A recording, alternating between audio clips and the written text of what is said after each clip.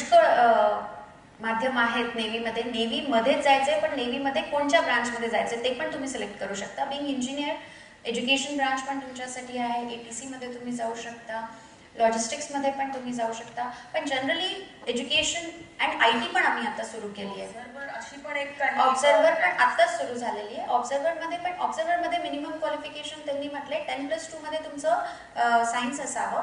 बाकी ग्रॅज्युएशन कोणत्याही सब्जेक्टमध्ये असलं तरी तुम्ही जाऊ शकता.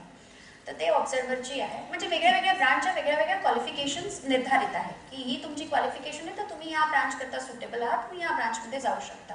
या पर्टिक्युलरली इंजिनिअरिंग करतात आहे तर यांच्याकरता या तर एज्युकेशनमध्ये जाऊ शकतात, या तर मग दुसरं म्हणजे IT पण आमच्या इथे उघडली आहे. आणि त्याच्यासाठी तुम्हाला काय करायचं म्हणजे, आणि फक्त अभ्यासाकडे लक्ष न देऊन मला असं वाटतं की आउटडोअरमध्ये पण आपल्याला फिजिकली फिट ठेवणं हे जरुरी आहे.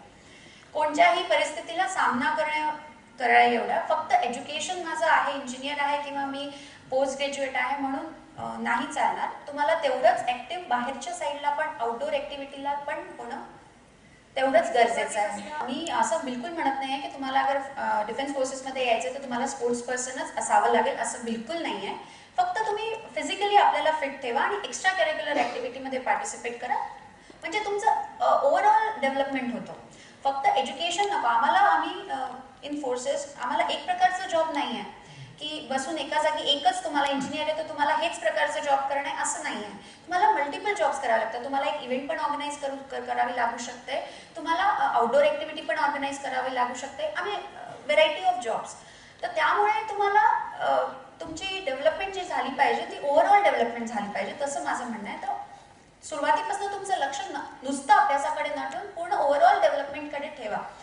मी स्पोर्ट्समॅन होते म्हणून मला त्याचा ऍडव्हान्टेज मिळाला, पण माझ्या बरोबर आणि माझ्या नंतरच्या पुष्कळशा मुली असायच्या स्पोर्ट्समध्ये नव्हत्या, पण तरी त्यांनी केलं आणि ते आले आहेत. तर असं बिलकुल नाही की तुम्ही स्पोर्ट्समध्ये असाल तरच तुम्ही येऊ शकता, पण एवढंच आहे की तुम्ही फिजिकली एवढं फिट हवा की तिथे जे ट्रेनिंगमध्ये तुम्हाला जे फिजिकल करवलंच आहे असतं ते ट्रेनिंग. तुम्ही मग वेळेला एकत्र असतात, मुलं आणि मुली एकत्र असतात, जे मुलांना करायला लागतं तेच मुलींना करायला लागतं. कसं साधारण शेड्यूल काय असायचं तुमच्या ट्रेनिंगच्या?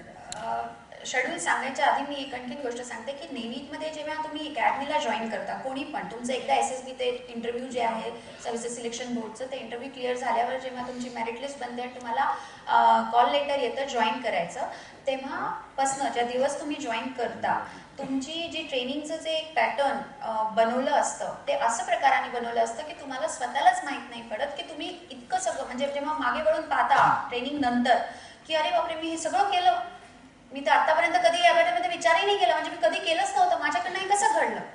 तर ते सगळं असं म्हणजे एक सायंटिफिकली डिझाईन आहे ट्रेनिंग, म्हणून त्याच्याकरता घाबरू नका. फक्त एवढं की आपल्याला फिजिकली फिट ठेवा.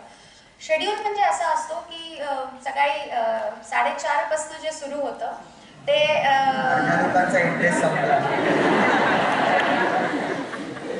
4:30 वाजता मध्यरात्र असते. तर ते तेव्हापासून सुरू होतं ते रात्री कधी संपणार ते तुम्हाला माहित नाही, पण जनरली डिनर नंतर संपायची वेळ असते. पण कधी संपणार ते ऑफिशियली म्हणजे सांगू शकत नाही, कारण तुमच्यावर डिपेंड करतं की तुम्ही आज काय काय केलंय दिवसभरात आणि त्याच्यावरती तुम्हाला काय काय मिळणार आहे. पण सहसा सुरुवात होते PT फिजिकल ट्रेनिंग पासून किंवा परेड पासून. कोणचे पण डिफेन्स सर्व्हिसेस, आर्मी असो, नेव्ही असो किंवा एअरफोर्स असो, सगळ्यात महत्वपूर्ण भाग म्हणजे परेड असते. आणि परेड ती का महत्वाची, ती ह्याच्यासाठी की आपल्याला डिसिप्लिन यावं. कारण डिफेन्स फोर्सेसमध्ये जनरली रिअल टाइम वर्क असतो, त्याच्यामुळे डिसिप्लिन खूप जरुरी आहे. तुम्हाला तुमच्या सिनियरला फॉलो करणं हे जरुरी आहे. तुम्हाला जे तुम्हाला सांगितलं ते फॉलो करणं हे जरुरी आहे. म्हणजे ह्याच्यामध्ये तुम्ही तेवढा वेळ नसतो की आपण वादविवाद घालत बसावं रिअल टाइममध्ये की नाही हे असं नाही, हे असं होऊ शकतं किंवा हे असं नाही, हे असं शकतं. कधी कधी नाही मिळत तो वेळ.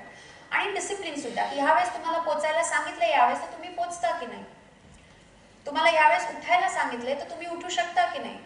ते हे सगळे टेस्ट आहेत. म्हणजे तुम्ही किती तुमच्या आतमध्ये तुमचा विल पॉवर किती स्ट्रॉंग आहे की तुम्ही हे सगळं करू पावता की नाही.